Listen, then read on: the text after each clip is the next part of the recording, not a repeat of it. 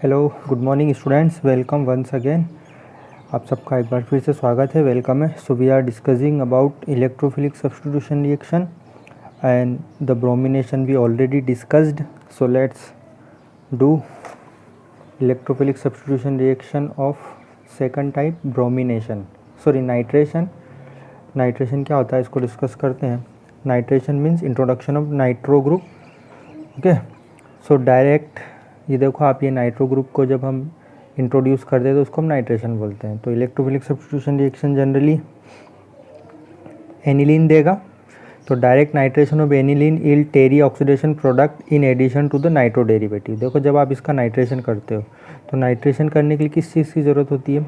HNO3, H2SO4 और लगभग इतना टेम्परेचर है। ओके, सो HNO3 और H2SO4 का जो मिक्सचर होता है उसको हम नाइट्रेटिंग मिक्सचर बोलते हैं। तो जब आप इन दोनों की मदद से नाइट्रेशन होगा, तो when you do nitration then tarry oxidation product means 3 types of product will be form. First one this para position पे नाइट्रो ग्रुप इंट्रोड्यूस होगा, then meta position and then ortho position, ये तीनों product बनेंगे। तो यहाँ पर आप देखो 51% पेरा प्रोडक्ट बनेगा, 47% Meta product and 2% ortho product बनेगा। तो ये तीनों प्रोडक्ट इसमें बनने वाले हैं जब आप इसका नाइट्रेशन करोगे, तो ये तीनों रिएक्शन मिक्सचर में प्रेजेंट होंगे। सो ऐसा क्यों हो रहा है?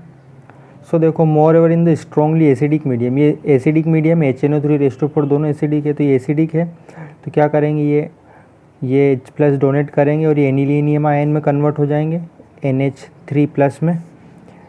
सो anilinium ion, okay, anilinium ion कैसा होता है विच इज़ मेटा डायरेक्टिंग, जो कि ये जो है पहले में एनिलियम आयन बनाएगा जो कि मेटा डायरेक्ट होगा। इसी वजह से ऑर्थोन पेरा डेरिवेटिव इसमें मेटा भी बहुत अच्छी खासी क्वांटिटी में बनेगा, जो कि 47% आपको दिया हुआ है। Significant amount of meta direct derivative is also formed. तो अब हम क्या करें, हम इसको प्रोटेक्ट करेंगे। However by protecting the NH2 group by acetylation, हम इसको प्रोटेक्ट करेंगे रिएक्शन विथ एसिटिक एनहाइड्राइड। देखो ये है एसिटिक एनहाइड्राइड, इसके लिए हम यहाँ पे बेस चूज़ करेंगे, बेसिक मीडियम में होगी। दिस इज़ एसिटिक एनहाइड्राइड, जैसे पहले हमने प्रोटेक्ट किया था वैसा ही ये प्रोटेक्ट होगा। ये NH2 ग्रुप, ये प्रोटेक्ट होने के बाद ये एमाइड बना लेगा, दिख रहा है आपको NHCOCH3। प्रोटेक्ट होने के बाद इस तरह से ग्रुप बना लेगा। Then we can do the desired nitration. So we can do desired nitration with the help of HNO3 H2SO4। अब हम इसका नाइट्रेशन करेंगे, तो यहाँ पर नाइट्रेशन करने के बाद में आपको ये पेरा नाइट्रो एसिटानिलाइड बनेगा, इसको हम एसिटानिलाइड बोलते हैं, पेरा नाइट्रो एसिटानिलाइड। फिर हम इसका हाइड्रोलिसिस कर देंगे इन द बेसिक या एसिडिक मीडियम में। OH- मतलब बेसिक मीडियम और H+ मतलब एसिडिक मीडियम। तो यहाँ पे वापस से NH2 जनरेट हो जाएगा, ये ग्रुप कन्वर्ट हो जाएगा, ये जो COCH3 है ये हट जाएगा और यहाँ पे हाइड्रोजन आ जाएगा। तो आपको सिर्फ एक सिंगल प्रोडक्ट मिलेगा, वो कहलाएगा आपका पेरा नाइट्रो एनिलीन। तो ये थी second electrophilic substitution reaction. Next है थर्ड आपकी सल्फोनेशन रिएक्शन। सल्फोनेशन रिएक्शन भी सेम टू सेम है, हम कंसनट्रेटेड सल्फ्यूरिक एसिड के साथ में रिएक्शन करेगा, जिससे क्या बनेगा, फॉर्म एनिलीनियम हाइड्रोजन सल्फेट। देखो ये H2SO4 ये कंसनट्रेटेड है और ये एनिलीन है, तो ये एसिड बेस रिएक्शन होगी। यहाँ पर ये प्रोटॉन डोनेट करेगा इसको और ये बनाएगा इस तरह से एनिलीनियम हाइड्रोजन सल्फेट। ये NH3+ तो एनिलीनियम कहलाएगा और H हाइड्रोजन और SO4 सल्फेट, तो एनिलीनियम हाइड्रोजन सल्फेट। फिर इसको हीट करेंगे हम जब सल्फ्यूरिक एसिड के साथ में, तो आपको मिलेगा पेरा एमिनो बेंजीन सल्फोनिक एसिड। ये है आपका पेरा पोजीशन पे SO3H ग्रुप इंट्रोड्यूस हो जाएगा, इसको हम बोलेंगे para amino benzene sulphonic acid, commonly known as sulphanilic acid. इसको हम कॉमनली सल्फानिलिक एसिड के नाम से भी जानते हैं। ये रिवर्सिबल रिएक्शन है, तो ये जो हाइड्रोजन है, ये हाइड्रोजन यहाँ ये हाइड्रोजन अब डोनेट होके इस NH3 में कन्वर्ट हो जाएगा। इसके ऊपर आएगा +3 का चार्ज और ये जो ग्रुप है SO3 इसके ऊपर आ जाएगा माइनस, मतलब ये यहाँ की हाइड्रोजन इस तरफ डोनेट हो जाएगी। ठीक है, इसको हम बोलते हैं ज्विटर आयन। ठीक है, ज्विटर आयन किसको बोलते हैं, जिसमें पॉजिटिव और नेगेटिव दोनों एक ही मॉलिक्यूल में प्रेजेंट होता है, तो उस मॉलिक्यूल को हम ज्विटर आयन बोलते हैं। तो ये है आपका ज्विटर आयन। तो aniline does not undergo Friedel Crafts reaction. देखो बहुत इंपॉर्टेंट पॉइंट लिखा है यहाँ पर, एनिलीन जो है वो फ्रीडल क्राफ्ट रिएक्शन शो नहीं करता है। एल्काइलेशन और एसिटिलेशन। क्यों? Due to the salt formation with aluminium chloride, क्योंकि एल्यूमिनियम क्लोराइड के साथ में सॉल्ट बना लेगा। एल्यूमिनियम क्लोराइड एक एसिड होता है, लुईस एसिड, और ये एनिलीन क्या है, बेस की तरह काम करता है, ये आपको पता ही है। Which is used as a catalyst, जो कि एल्यूमिनियम क्लोराइड को हम फ्रीडल क्राफ्ट रिएक्शन में यूज़ करती है। 11th क्लास में दे रखी फ्रीडल क्राफ्ट का पूरा मैकेनिज्म, वहाँ आप इसको एक बार ज़रूर देख लेना, क्योंकि बहुत जगह यूज़ होती है। Due to this nitrogen of aniline acquire positive charge, जिसकी वजह से नाइट्रोजन के ऊपर आता है positive charge, and hence act as a strong deactivating group for further reaction, और वो एक स्ट्रॉन्ग डीएक्टिवेटिंग ग्रुप की तरह काम करता है और रिएक्शन को होने नहीं देता है। तो एनिलीन फ्रीडल क्राफ्ट रिएक्शन क्यों नहीं देता, उसका रीज़न यहाँ लिखा है, आप इसको विजुलाइज करने की कोशिश करना। ओके, तो ये हमारा इलेक्ट्रोफिलिक सब्स्टिट्यूशन रिएक्शन ख़त्म हुई। इसके बाद में ये एक और दे रखी यहाँ पर डायज़ोनियम सॉल्ट। ये अभी आपके जो सिलेबस 30% रिड्यूस किया है उसमें इसको थोड़ा सा यहाँ से डिलीट किया गया है। अगर कभी हमको टाइम मिला तो मैं इसको आपको ज़रूर पढ़ाऊँगा, क्योंकि बहुत इम्पोर्टेंट है ना, इससे रिलेटेड क्वेश्चन आते हैं। तो अगर कभी टाइम मिला तो इसको हम पढ़ेंगे। डायज़ोनियम सॉल्ट, इसकी मेथड ऑफ प्रिपरेशन ये, एंड देन इसकी chemical physical property, chemical reaction, ये थोड़ा सा एक दिन का ही टॉपिक है, हम इसको ज़रूर पढ़ेंगे। तो अभी हम कुछ क्वेश्चन डिस्कस करते हैं। ओके, देखो ये क्वेश्चन है चैप्टर 13 के एनसीईआरटी के ही, कुछ इनको डिस्कस करते हैं, जिससे आपको क्वेश्चन का पैटर्न समझ में आएगा कि क्वेश्चन किस तरह से पूछे जाते हैं, है ना। ये क्वेश्चन नहीं आते हैं, लेकिन पैटर्न आपको समझना होगा। क्वेश्चन कौन सा आएंगे वो तो कोई नहीं जानता, ठीक है। देखो, right IUPAC name of the following compound and classify them into primary, second and tertiary amine. आपको इनका IUPAC नाम नोमेनक्लेचर करना है और इनको 1 डिग्री, 2 डिग्री और 3 डिग्री में बताना है, ठीक है। ये आप खुद से करें इन क्वेश्चन को, क्योंकि IUPAC नेम की प्रैक्टिस बहुत ज़रूरी है। देखो, give 1 chemical test to distinguish between the following pairs of compound. आपको एक केमिकल टेस्ट बताना है जिससे कि आप, ये लिखा है मिथाइलेमिन एंड डाईमिथाइलेमिन में डिफ्रेंशिएट कर पाओगे कौन सा मिथाइलेमिन है, कौन सा मिथाइलेमिन है। देखो, मिथाइलेमिन का स्ट्रक्चर आप देखोगे तो ये 1 डिग्री एमीन है, और डाईमिथाइल का स्ट्रक्चर आप देखोगे तो 2 मिथाइल ग्रुप है, मतलब ये 2 डिग्री एमीन है। तो ये है एक तो 1 डिग्री और एक है 2 डिग्री। तो 1 डिग्री और 2 डिग्री में डिफ्रेंशिएट कैसे करते हैं हम, इसके लिए हम लगाते हैं कार्बिलेमिन टेस्ट। कार्बिलेमिन टेस्ट क्यों लगाते हैं, क्योंकि कार्बिलेमिन टेस्ट 1 डिग्री तो देगा लेकिन 2 डिग्री नहीं शो करता है। जब कार्बिलेमिन टेस्ट होगा तो 1 डिग्री की रिएक्शन होगी लेकिन 2 डिग्री की रिएक्शन नहीं होगी। जब ये कार्बिलेमिन रिएक्शन हो जाती है तो वहाँ पर एक कंपाउंड बनता है जिसको हम बोलते हैं आइसोसाइनाइड या कार्बिलेमिन बोलते हैं। इसकी बहुत ही खतरनाक स्मेल आती है, उससे पहचान हो जाती है कि हाँ रिएक्शन हो गई है, और आपको पहचान कर पाओगे कौन सा 1 डिग्री है कौन सा 2 डिग्री है। उसी तरीके से सेकेंडरी और टर्शरी में किस तरह से आप डिफ्रेंशिएट करोगे, इसके लिए हम यूज़ करते हैं हिंसबर्ग रिएजेंट का। ये रिएक्शन मैंने आपको बताई थी, हिंसबर्ग रिएजेंट, ये नाम सुना होगा आपने। हिंसबर्ग रिएजेंट में क्या होता है कि ये जो सेकेंडरी है ये रिएक्शन शो करता है, हिंसबर्ग रिएजेंट के साथ में रिएक्शन करेगा, लेकिन ये टर्शरी एमीन हिंसबर्ग रिएजेंट के साथ में रिएक्शन नहीं करता है, ठीक है। मतलब ये रिएक्शन करके उसमें घुल जाएगा और ये रिएक्शन करके ये रिएक्शन ही नहीं होगी, ठीक है। देखो आप ये दे रखा है सेकेंडरी एंड टर्शरी एमीन की डिस्टिंग्विश्ड बाय हिंसबर्ग रिएजेंट। ये हिंसबर्ग रिएजेंट किसको बोलते हैं, बेंजीन सल्फोनिल क्लोराइड C6H5SO2Cl, ये इसका स्ट्रक्चर दे रखा है, ठीक है। तो ये आप इससे पता कर सकते हो। ये बाकी आप देखना, और भी उसमें दे रखे हैं टेस्ट, ये बहुत ही इंपॉर्टेंट रिएक्शन है। उसके बाद आप एक और क्वेश्चन देखोगे इसका, account for the following, PKB of aniline is more than that of methylamine. Aniline की PKB वैल्यू ज़्यादा होती है और मिथाइलेमिन की PKB वैल्यू कम होती है, ऐसा क्यों।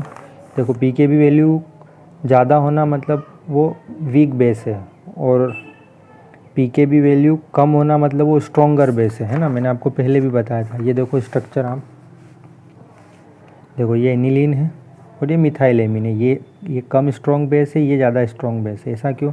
देखो, बेस क्या होता है, जो लोन पेयर को डोनेट करता है, ये जितनी आसानी से लोन पेयर को डोनेट करेगा उतना स्ट्रॉन्ग होगा।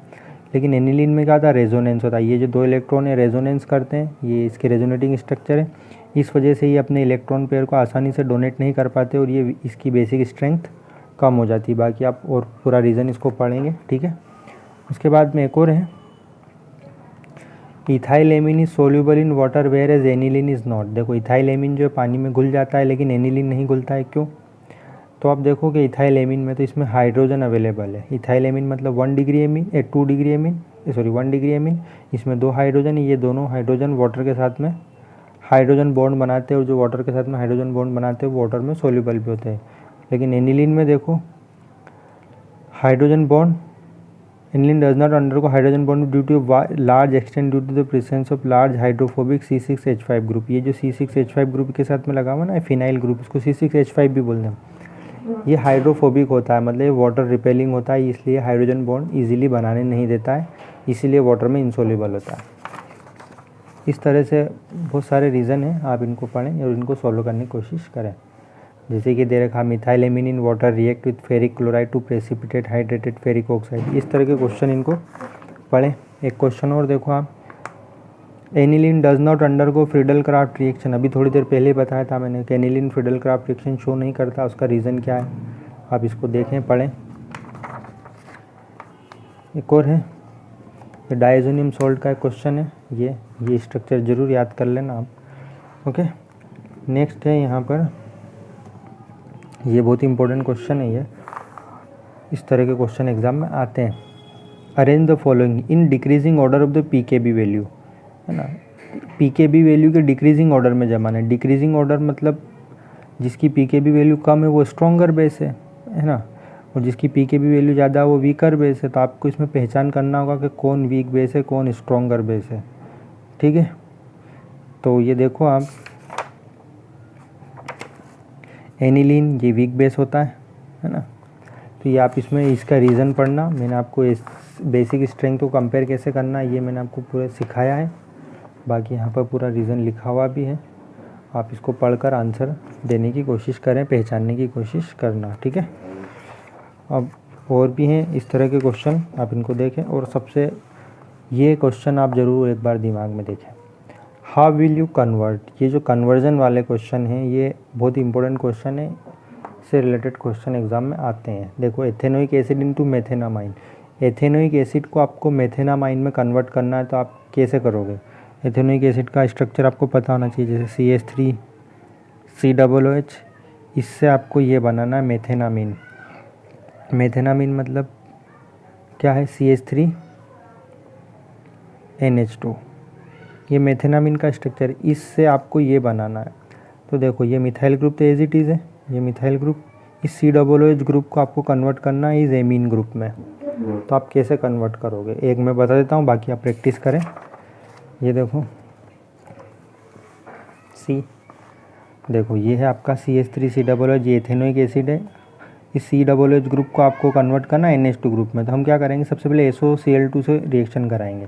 SOCl2 से जब आप रिएक्शन कराओगे तो ये जो OH ग्रुप है ये क्लोरीन से रिप्लेस हो जाएगा, ठीक है। ये क्लोरीन से रिप्लेस होने के बाद में हम इसकी अमोनिया से रिएक्शन कराएंगे। अमोनिया को हम एक्सेस में लेंगे, जब अमोनिया से रिएक्शन कराएंगे तो ये जो Cl ग्रुप है ये रिप्लेस हो जाएगा NH2 ग्रुप से। अब ये बन चुका आपका CH3CONH2। ये CONH2 कौन सा ग्रुप है, ये एमाइड ग्रुप है। तो अब हम यहाँ पे कौन सी रिएक्शन करवा रहे हैं, हॉफमैन ब्रोमामाइड डिग्रेडेशन रिएक्शन। देखो यहाँ पर CH3CO 2 कार्बन है, ये 2 कार्बन दिख रहे हैं आपको। अब लेकिन हमारे फाइनल प्रोडक्ट में कितने कार्बन है, एक ही कार्बन है। तो इस बीच वाले कार्बन को, एक कार्बन को आपको हटाना पड़ेगा। तो इसके लिए हम रिएक्शन यूज़ करते हैं ब्रोमीन इन NaOH। ये कौन सी रिएक्शन है, हाफमैन ब्रोमामाइड डिग्रेडेशन रिएक्शन। मैं आपको एक बार दिखाता हूँ, यही वो रिएक्शन देखो मैंने बताया था ना। ये देखो ये एमाइड ग्रुप है ना, CONH2, इसके ब्रोमीन से रिएक्शन, फिर NaOH ब्रोमीन, है ना। तो देखो ये यहाँ पे RCO 2 कार्बन, एक तो इस R में और एक CO में। ये जो CO वाला ग्रुप है ये यहाँ से रिप्लेस हो जाएगा, है ना, और ये बच जाएगा RNH2। तो एक कार्बन कम हो गया ना। तो एक कार्बन कम करने के लिए हम कौन सी रिएक्शन यूज़ करते हैं, हाफमैन ब्रोमामाइड डिग्रेडेशन रिएक्शन, ठीक है। तो इस तरह से आपको रिएक्शन की पहचान करनी होगी, कौन सी रिएक्शन कहाँ अप्लाई करनी है ये आपको खुद से जज करना होगा, ठीक है। तो ये कन्वर्जन की रिएक्शन आपकी बहुत ज़्यादा प्रैक्टिस करनी पड़ेगी इसकी, ओके। नेक्स्ट है क्वेश्चन, देखो describe a method for the identification of primary secondary and tertiary amine. Primary secondary और टर्शरी एमीन में डिफ्रेंशिएट करने के लिए एक मेथड बताओ, उनकी केमिकल रिएक्शन। देखो प्राइमरी सेकेंडरी और टर्शरी में डिफ्रेंशिएट करने का तरीका क्या है, मैंने आपको बताया था वही हिंसबर्ग रिएजेंट के साथ में हम रिएक्शन कराएंगे। ये देखो primary secondary and tertiary amine के साथ में ना, देखो प्राइमरी एमीन जब ये हिंसबर्ग रिएजेंट है एसोसिएल हिंसबर्ग रिएजेंट जब प्राइमरी एमीन से रिएक्शन करता है इस तरह का कंपाउंड बनाएगा। ये कंपाउंड जो एल्काली में सोल्यूबल होता है और सेकेंडरी एमीन रिएक्शन तो करता है लेकिन ये सोल्यूबल नहीं होता है। देखो ये सेकेंडरी एमीन है, ये सेकेंडरी एमीन है, ये प्रोडक्ट बनाएगा, ये इनसोल्यूबल होगा एल्काली में। तो प्राइमरी और सेकेंडरी की पहचान क्या है, ये दोनों रिएक्शन तो करेंगे लेकिन ये प्रोडक्ट सोल्यूबल होगा लेकिन ये प्रोडक्ट सोल्यूबल नहीं होगा। और टर्शियरी में डिफ्रेंशिएट कैसे किया जाता है, टर्शियरी तो रिएक्शन ही शो नहीं करेगा तो आसानी से पहचान हो जाएगी।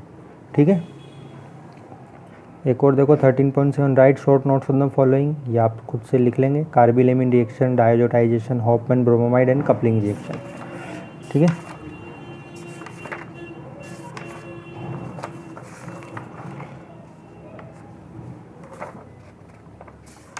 ये रिएक्शन है एसिटाइलेशन, बहुत सारे रिएक्शन है, गैब्रियल थैलेमाइड सिंथेसिस।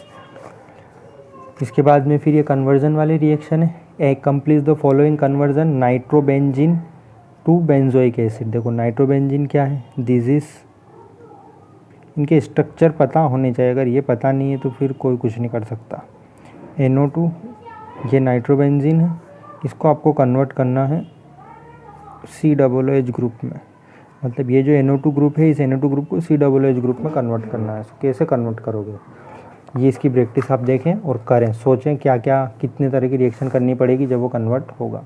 ठीक है, देखो दे रखी है, देखें आप इसको और प्रैक्टिस शुरू करें इनकी।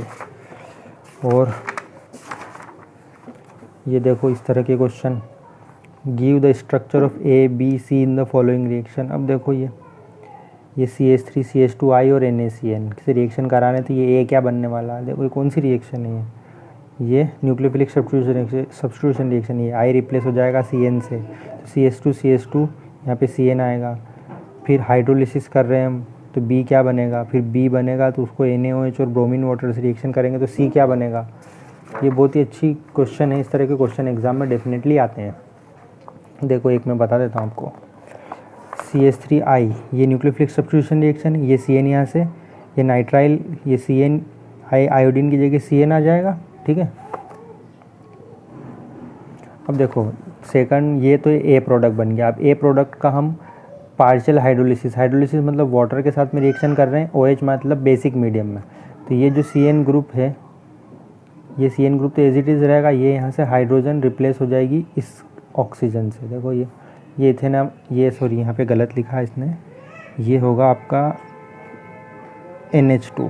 ठीक है, ये इस तरह से प्रोडक्ट बनेगा। ओके, ये जब हम नाइट्राइल का हाइड्रोलिसिस करते हैं तो एमाइड बन जाता है। ठीक है, तो ये देखो ये जो CH3 ग्रुप है ये तो एज इट इज़ रहेगा और ये CH2CN जो ग्रुप है पूरा ये CONH2 में कन्वर्ट हो जाएगा। उसके बाद देखो ब्रोमीन एंड NOH की रिएक्शन, अगेन ये वही रिएक्शन है, हॉफमैन ब्रोमामाइड नाम से पता चलेगा कि एमाइड होता है ना, एमाइड ये हॉफमैन ब्रोमाइड रिएक्शन शो करता है। और देखो यहाँ 2 कार्बन है CH3 और CO, तो 2 कार्बन से यहाँ पे एक ही कार्बन की चेन रह जाएगी, ये CH3 रह जाएगा और बीच वाला CO यहाँ से रिप्लेस हो जाएगा और ये NH2 एज इट इज़ रहेगा। तो इस तरह से आप रिएक्शन की पहचान करें। ओके, और ये क्वेश्चन भी बहुत अच्छे क्वेश्चन है, इस तरह के क्वेश्चन भी एग्जाम में आते हैं, ये देखें आप। ओके, एन एरोमेटिक कंपाउंड है on treatment with aqueous ammonia. देखो एरोमेटिक कंपाउंड है मतलब एनिलीन है, उसकी हम अमोनिया के साथ में रिएक्शन का, एनिलीन है या पता नहीं क्या है, अमोनिया के साथ हीटिंग फॉर्म कंपाउंड बी जो कि कंपाउंड बी बना रहा है, जब उसको हम हीटिंग करते हैं ब्रोमीन और KOH, देखो ब्रोमीन और KOH दे दिया है, मतलब हॉफमैन ब्रोमोमाइड रिएक्शन होने वाली है। तो ये जो बी बनेगा ये कोई एमाइड होगा। C of molecular formula, right the structure and IUPAC name the compound A, B and C। इस तरह के क्वेश्चन आते हैं, इनकी प्रैक्टिस ज़रूर से करें। ओके, फिर से दे रखी है उसने, देखो complete the following reaction 13.11 question. देखो आप ये कौन सी रिएक्शन है, ये एनिलीन है, ये क्लोरोफार्म है और ये KOH है। कौन सी रिएक्शन है, एनिलीन, क्लोरोफार्म और KOH। पहचान करो इसकी, इसका प्रोडक्ट क्या बनेगा। इधर ये जो रिएक्शन है ये कार्बिलेमिन रिएक्शन है, ये देखो ये कार्बिलेमिन रिएक्शन है। तो ये इस तरह से आपको पहचान करनी आनी चाहिए। इस तरह के 7 क्वेश्चन दे रखे हैं। ठीक है, ओके, तो ये आपके क्वेश्चन हैं, टाइप्स ऑफ क्वेश्चन और भी देख सकते हो। बाकी आप पूरे क्वेश्चन की प्रैक्टिस खुद से करें। ओके, अभी के लिए इतना, ये चैप्टर हमारा क्लोज हुआ। नेक्स्ट सेशन में हम हमारा न्यू लेसन शुरू करेंगे विच इज़ बायोमोलिक्यूल्स, जो कि हमारा ऑर्गेनिक केमिस्ट्री का I think it is the last chapter of part second, और इसको भी हम 5-6 दिन में ख़त्म कर देंगे। ओके, तो हमारा फर्स्ट पार्ट कंप्लीट होने आया है ऑलमोस्ट। तो आप इसकी प्रैक्टिस करें, अभी नहीं करोगे तो भूल जाओगे, फिर एग्ज़ाम में कुछ भी समझ में नहीं आएगा। Okay, bye bye, thank you, शुक्रिया।